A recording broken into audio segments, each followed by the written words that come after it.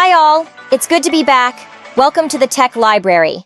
In this video, they are going to teach you how to hide the list of followers on Instagram, in case you want more privacy, and nobody should know who you are following them. Then this video is perfect for you, so let's begin. First, this should always open the Instagram app, and go to the profile by tapping on the profile picture, which should be found on the bottom right. Now, click on 3 horizontal lines in the right top corner to open the menu page. You are in Settings and Activity, scroll down and select on Account Privacy.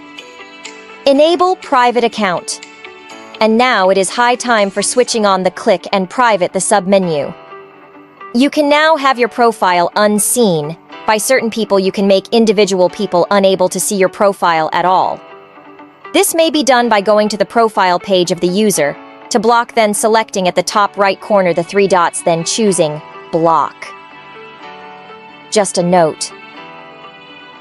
Whenever you block a certain person, his/her profile will not display, and the list of people you have in your followers list, but the blocked person has no perception that you have blocked him/her. Well done. You are aware how to deal with various aspects of privacy settings on the Instagram.